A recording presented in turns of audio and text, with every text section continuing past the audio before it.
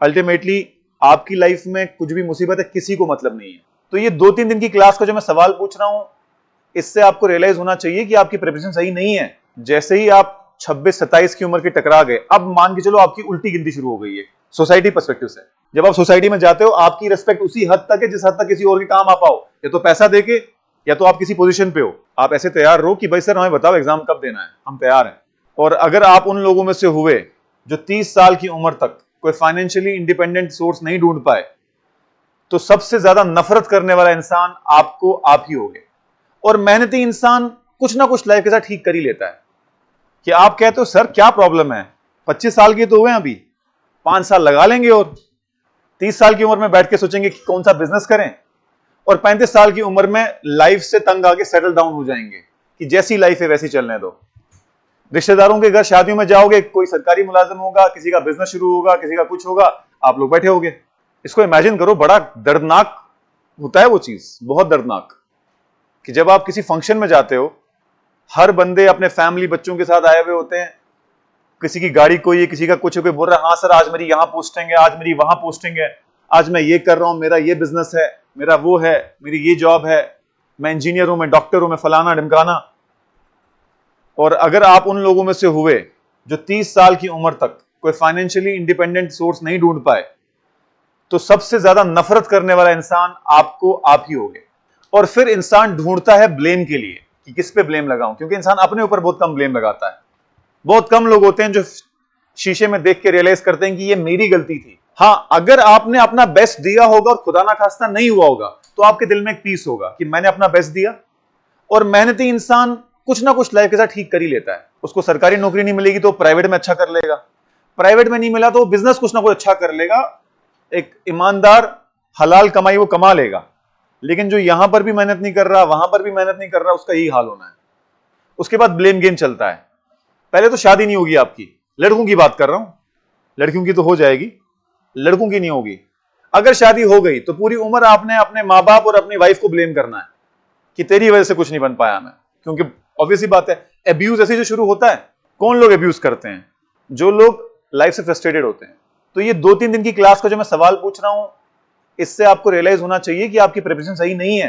ना तो आपने क्लास में ध्यान दिया, और 3 दिन की छुट्टी के बाद भी आपने रिवाइज नहीं किया। You are persistent that we will not study, we will not remember, we will not revise, we will not practice questions. ये परसिस्टेंस अगर आप पढ़ाई में ले आओगे तो बहुत ऊपर चले जाओगे। इसमें कोई शक नहीं है कि there is uncertainty in examination process.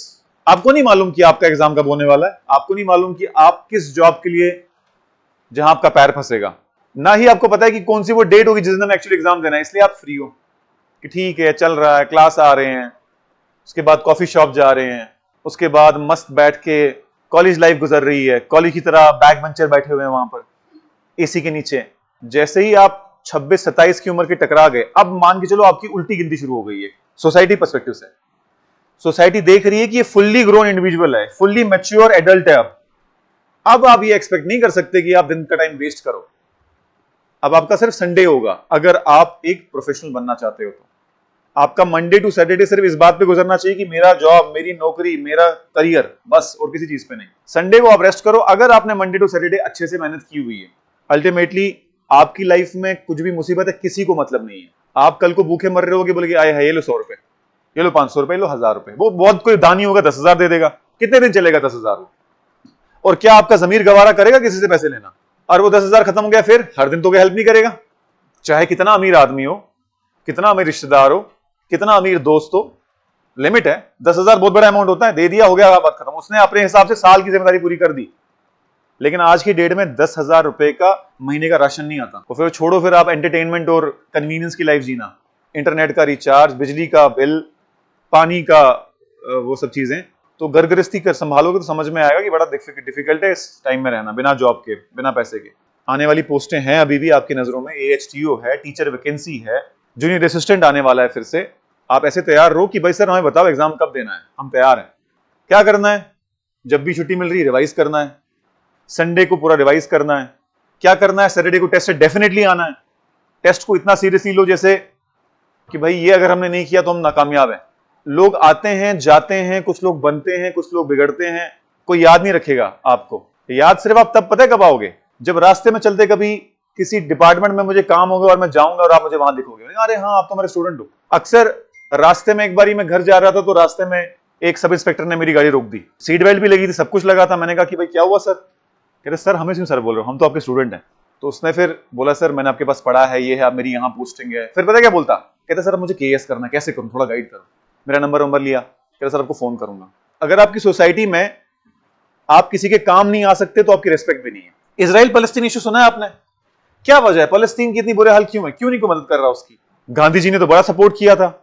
India का ऑफिशियल स्टैंड है कि फलस्तीन का कॉज जो है वो जस्ट है, वो सही मांग कर रहे हैं, तब भी क्या हेल्प मिलती है उनको किसी भी कंट्री से? पता है क्यों? क्योंकि रिटर्न में कुछ नहीं देंगे वो। फलस्तीन की किसी ने हेल्प कर भी ली तो रिटर्न में देने के लायक कुछ है नहीं उनके पास। इजराइल को कोई सपोर्ट कर लेता है, उनके पास टेक्नोलॉजी है, एग्रीकल्चर है, पैसा है, वेपन्स है, बड़े हिसाब से वो हेल्प कर सकते हैं। इंडिया कंप्लीटली एंटी इजराइल था 1997 तक, जब करगिल वॉर हुई। तो करगिल वॉर में हमारे जेट्स में कुछ रिपेयर की जरूरत पड़ी, किसी ने नहीं किया, इजराइल ने हेल्प की, बन गया दोस्त। हालांकि कातिल है वो, कातिल मुल्क है, लेकिन फिर भी दोस्त है सबका। क्यों? सबको पता है इसकी हेल्प करेंगे कुछ ना कुछ रिटर्न मिलेगा। वैसे ही जब आप सोसाइटी में जाते हो, आपकी रिस्पेक्ट उसी हद तक है जिस हद तक किसी और के काम आ पाओ, या तो पैसा देके, या तो आप किसी पोजीशन पे हो, या तो सोसाइटी में किसी ना किसी टर्म में पॉलिटिकली स्ट्रांग हो, एमएलए हो, कुछ भी हो, या फिर सरकारी मुलाजिम हो। अदरवाइज आपकी कोई औकात नहीं है, बात मान लेना। हाँ, आपके माँ बाप अगर किसी ऐसी पोजीशन पे थे, रिटायर हो गए, या उनके पास पैसा, जब तक वो रहेंगे तब तक थोड़ा बहुत आपको उसका फायदा मिलेगा। उनके जाने के बाद वो भी नहीं, कोई फर्क नहीं पड़ता फिर। समझे? तो ये मेरा आखिरी मोटिवेशन लेक्चर है, इसके बाद मैं नहीं बोलूंगा। मेरा तो मन भी नहीं करता पुराना पूछने का, मुझे मालूम है नहीं बोलोगे वापस आप। स्ट्रेटेजी डिसइन्वेस्टमेंट क्या है? सरकार जब 50% ज्यादा कंपनी बेच देती, स्ट्रेटेजी डिसइन्वेस्टमेंट हो जाती है, बात खत्म। कितना डिफिकल्ट था ये। मेरा काम है शीशा दिखाना, 5-6 बार मैं दिखा चुका हूं, हर रोज मैं दिखा नहीं सकता, मेरा सिलेबस पीछे रह जाता है। बाकी आपकी मर्जी। आज के बाद आप अपने करियर के जिम्मेदार खुद हो। अच्छा करना है करो, नहीं करना है खुदा हाफिज, शब्बा खैर। कभी रास्ते में मिलेंगे तो चाय पिला लूंगा, इतना ही कर सकता हूं, और कुछ नहीं होगा।